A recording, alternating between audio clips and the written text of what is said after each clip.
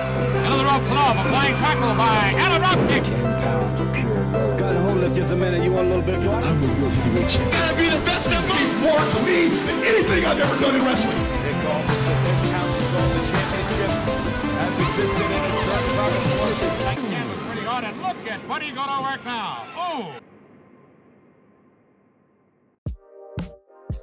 Hey everybody, it's Durger time. Welcome back to another episode of Billy Corgan's NWA.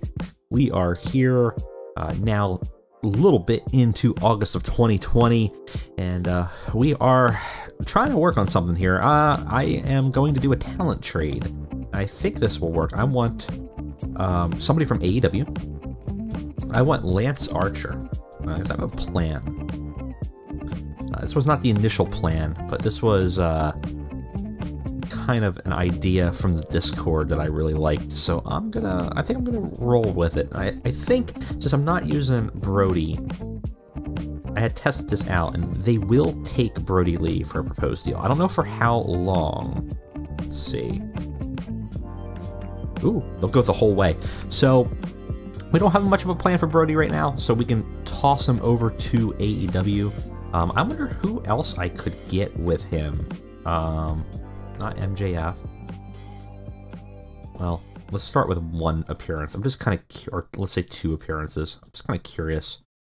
They would not take, but would not be open to this proposal. Why not? It says it would. Very confused.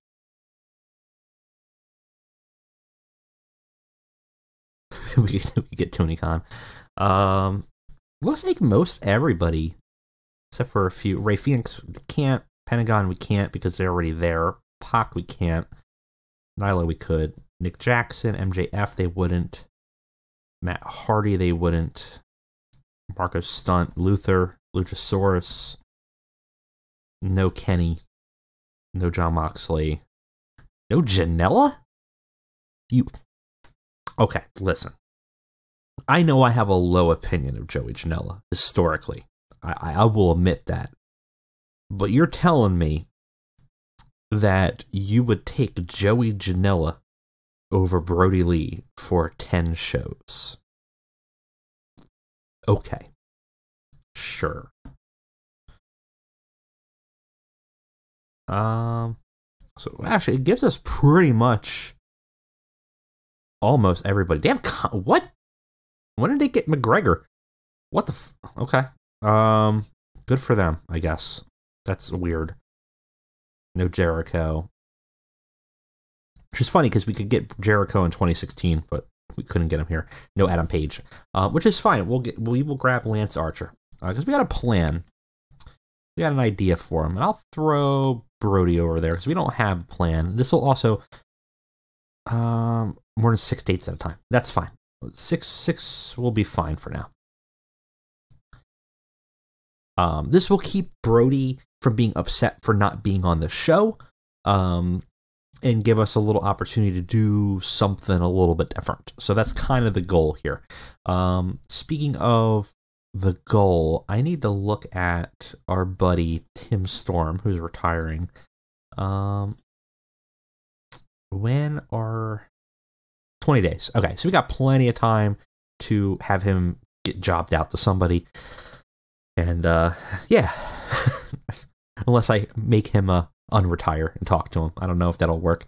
So, we know we did financially okay, but we need to maintain a 50 or higher on our shows, so we had to be mindful of that. I don't want to burn bridges on Mav TV too much. Though I think the last show was only like minimally lower than that.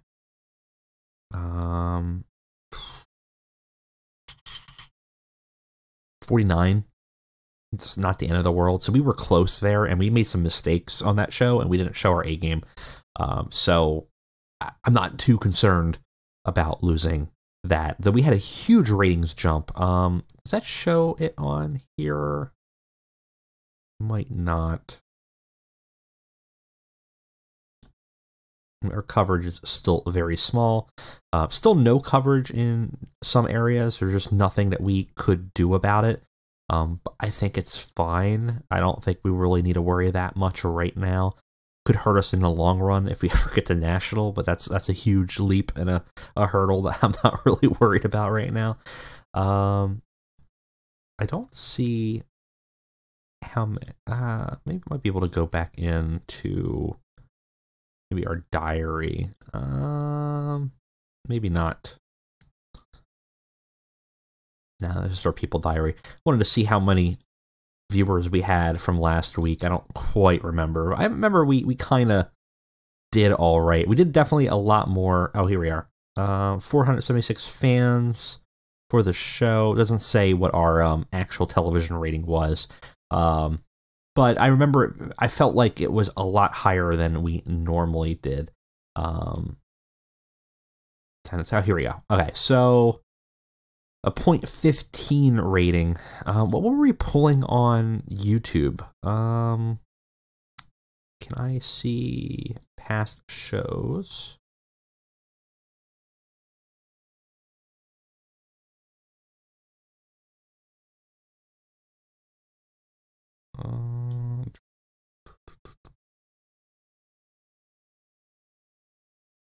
This is going opposite.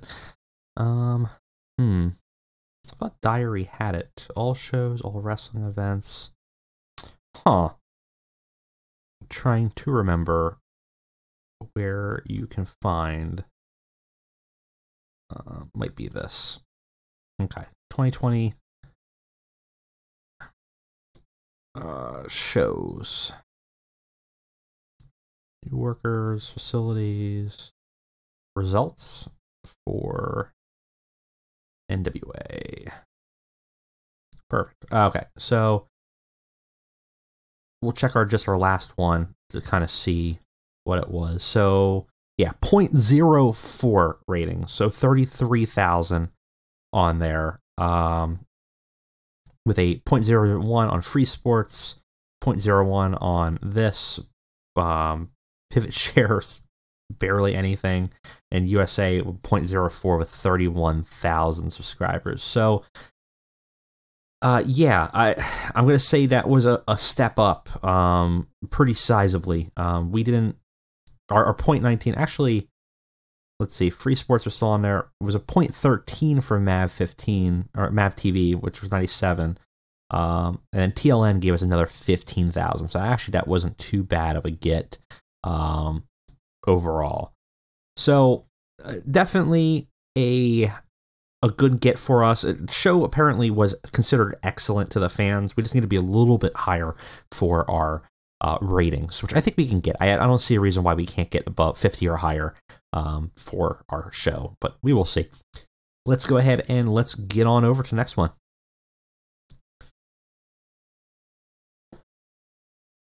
All right, what do we got going? Hey, show leaving? Could we what's your arrival offer? Oh. Okay, no, I can't do that. You have fun, New Japan, sir. Oh boy. ODB's hanging up boots. Angelo Dawkins injured. Jim Dugan's retiring. So is Kevin Nash. A lot of retiring going on. And Nia Jax vanquishes trolls about body shaming her size. Oh, and Chrissy, who? I don't know who that is. Oh no. I swear,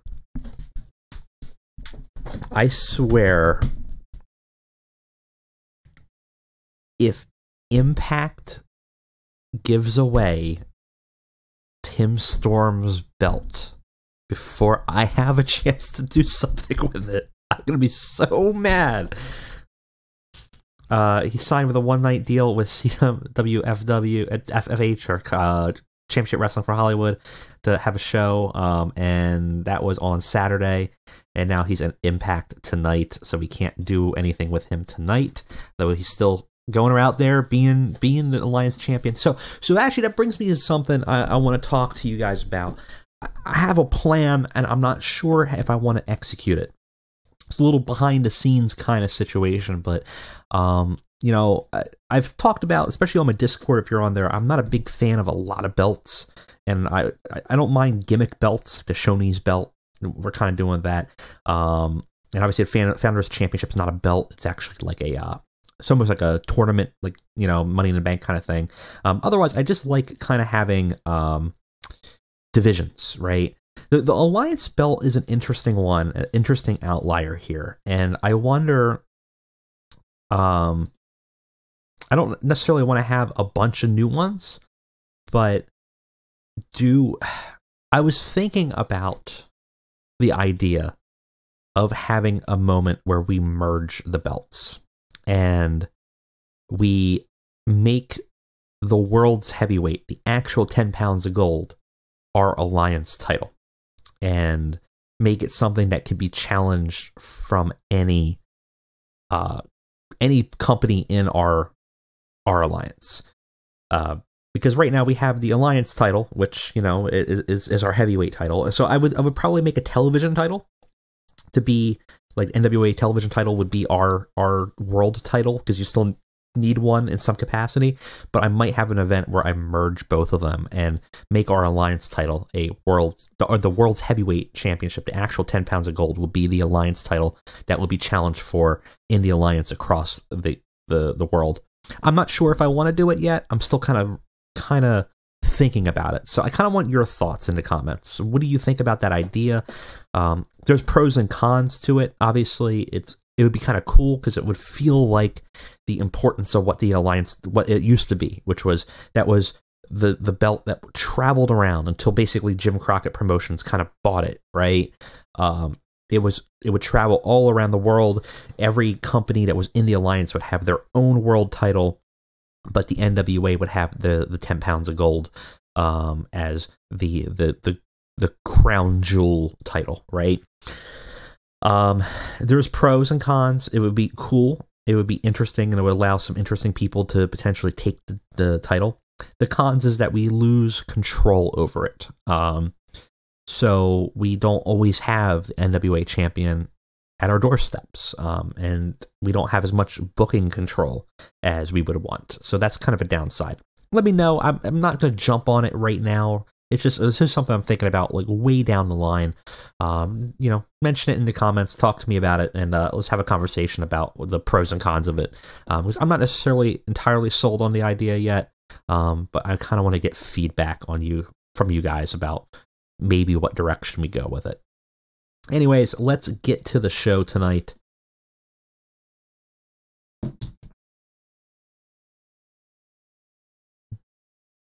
All right. Why are we still in Full Sail? Stop it. Stop it. We have our own freaking thing. Jesus. All right. 440 are expected. So still about the same. We can hold 850, so we got plenty of space for it. We're in a hotbed. No problem. Should be A-okay. What was that? I saw some morale issues. What are you upset about? Do not know. I do not know what you're upset about. Oh well, we will deal with it later.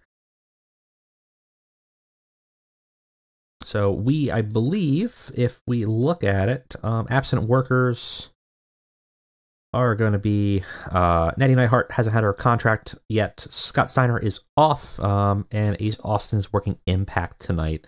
Presumably then that means that, I thought, unless that was last week, Tim Storm got a contract. I mean, we didn't put him on it last week, anyways, so that works out okay. But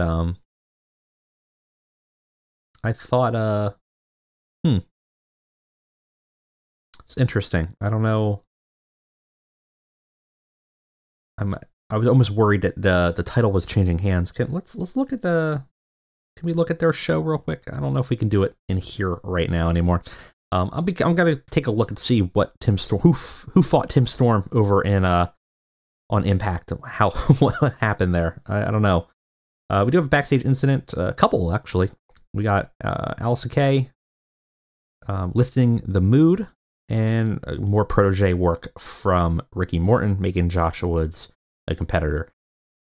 All right, let's book the show, and let's move on. I might really rapidly advance the tournament tonight using some pre-shows, because I want to move on out of the second shot and really move along here with it. So be expecting a couple matches in the pre-show for the second shot tournament. All right, let's get booking. All right, we got a show. It's kind of a weird one. This is kind of a weird main event, but it's what we did. So let's go ahead and let's take a look at what we have going on for Power. So we start with our pre-show, and it's part of the two tournaments. We have two tournament pre-show matches just to try to get these done, get the crowd a little hot, and it'll work. I do believe these will continue the. I don't see. Oh yes, there it is. Okay, this part was a part of the second shot tournament. That was sort of my fears that the pre-show matches would not count. I don't know why they wouldn't, but that's what was kind of a little bit of a worry. So it's a pre-show bout, had a decent reaction from the crowd, but ultimately had terrible wrestling. Rock and Roll Express defeat Dub Boys in 8 minutes. Ricky Morton pinned Dave McCall with a flying crossbody. It's kind of a mixed bag. They're all about roughly the same in terms of in-ring performance. I don't know if I would necessarily call it terrible, but we had a 32. It's not too bad. Rock and Roll Express move on in the second shot. In addition to that, we had Legion of Rot versus African American Wolves. Decent pre-show match. African American Wolves defeat Legion of Rot in 10 minutes. AR Fox takes the pin on Hollow Wicked, and AR Fox was heads and shoulders above everybody else. Like really, really putting on a performance here. Give us a 53 on the pre-show. Should have put this on the actual main show instead. It's actually Hollow Wicked and Frightmare not doing too bad on their own. And ACH kind of in the middle of the pack. So we start the show with another promo from Nick Aldis. Does pretty well. He's a pretty decent talker, and he says that the board will be in action tonight. They made their statement known, and he knows Billy Corgan's already conniving his way to booking some bullshit for him, and he is going to be in a 6-man match tonight against Miro. He's like, but Miro, you don't really have any friends, so you better find some, because we're united against you. So he kind of issues the challenge tonight for the main event that Miro's going to have to find some people in the locker room to scrounge up to fight against the boardroom, which will obviously be the main event with Nick Aldis and Miro in the boardroom versus two mystery partners for Miro. Does pretty well. No specific comments, but overall 53 is looking pretty good for a promo for us. Speaking of good promos, we got a 44 here, is not too bad. Backstage, we got Fatu and Machete having won the Crockett Cup but lost their title shot. Kind of getting the first chance to really talk about it, and they are pissed. In the locker room, we got they're generally expressing it pretty violently. Fatu is storming back and forth, raging behind Machete, and just kind of frothing and seething in anger. While Machete takes a microphone to speak to the camera, he calls out to Von Erichs, says, "Erichs, we are livid." And Fatu, I don't even know what kind of words to fully express the emotions he's feeling right now. We worked our way through the tournament with one absolute conclusion, that we were going to be NWA champions. And we would have had it. We know we had it in our grasp. If it wasn't for that reject, your third best Von Erich father, who stepped in and stole it from us. Well, we're not going to make that same mistake again. I know Fatu's not.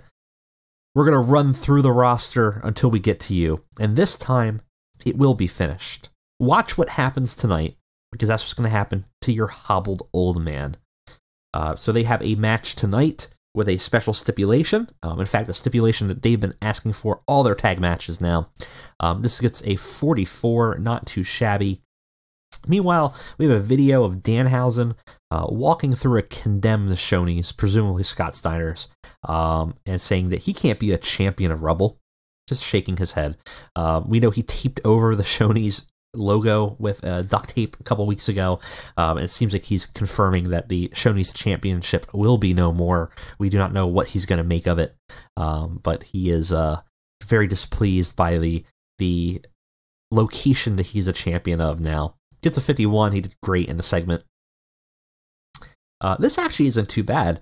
Mostly it's Tessa here, but it's an extremely short match. Tessa defeats Marty in 3 minutes. Tessa Blanchard beat up Marty so badly that the referee had to stop the match. Got a 43 with Marty Bell having a 44 and Tessa having a 69. Not too shabby. Afterwards, this doesn't do as well. We had Marty selling, and we had Tessa fighting over it.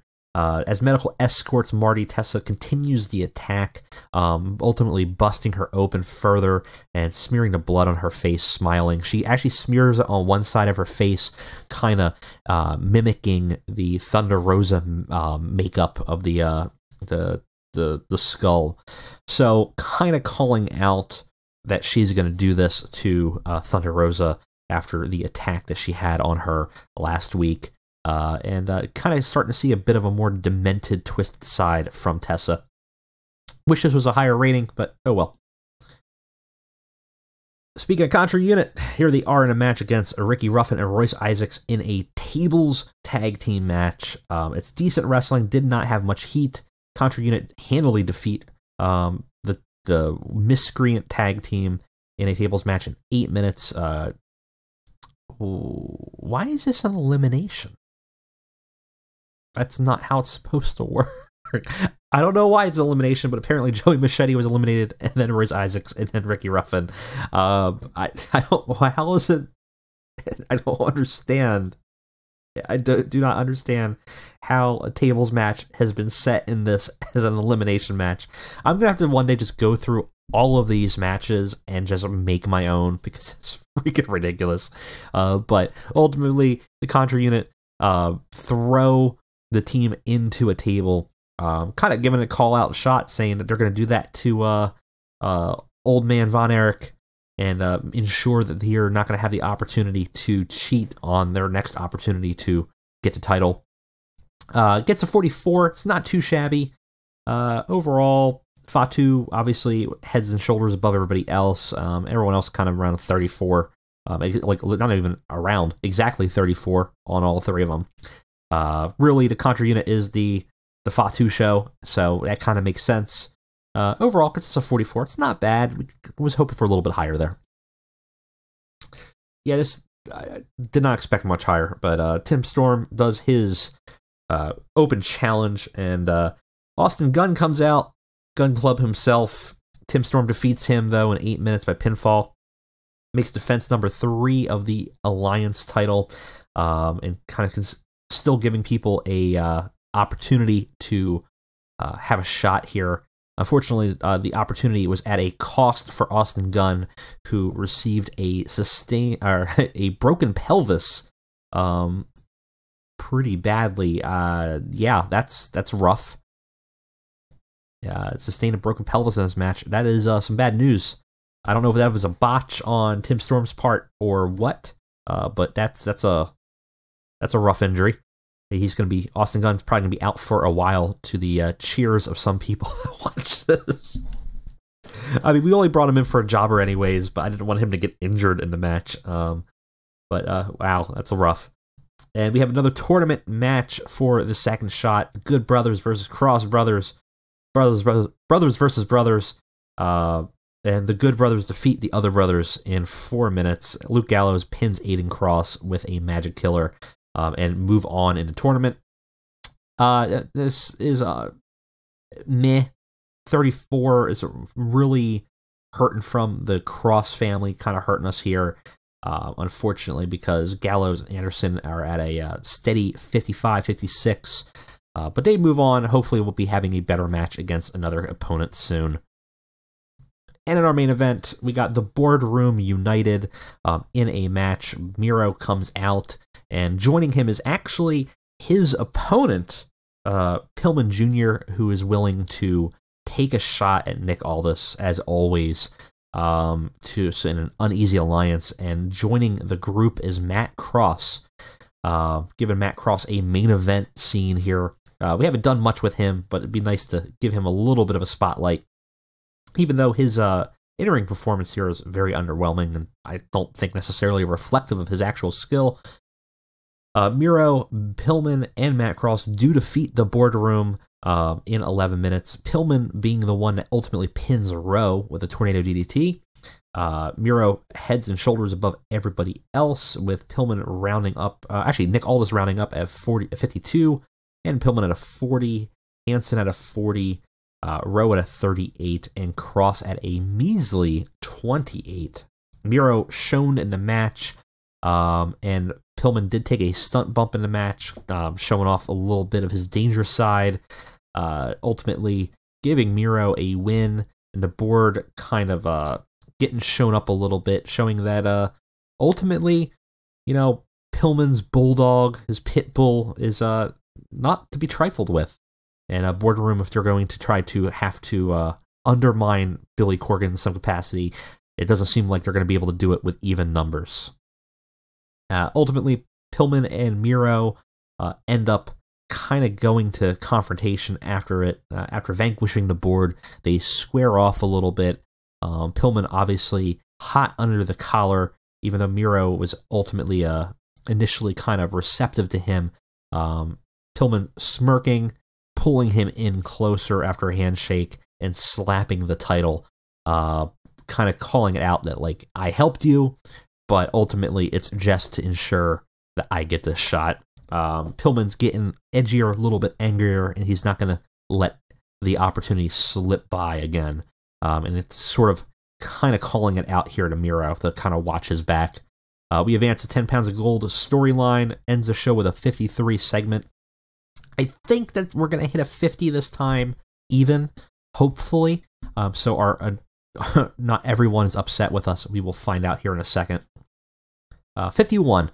Unfortunately, I think that's one under TLN's requirement, but our main show on MAV will be very pleased with this. Increases our popularity in 32 regions. Not too shabby. Let's go ahead to the post-show here and see what's going on. All right. Let us see what happened. Obviously, Austin Gunn sidelined. Few months of action out. Whew, boy. That is a rough one. Real bummer there. We had an excellent show, though. Went down really well despite the injury. Let's go ahead and check our mail here real quick. TLN is unhappy because we were 1 point under, but that's fine. Austin Gunn, unfortunate injury. Got a .16. Not too shabby. I want to check that finance out. Let's see here. Broadcast revenue. Yeah, so we're making about $5,000 per show. That's a huge deal for us. Because that's going to be some money that we could really invest in some big names if we need to, some higher production qualities. We could do a lot here.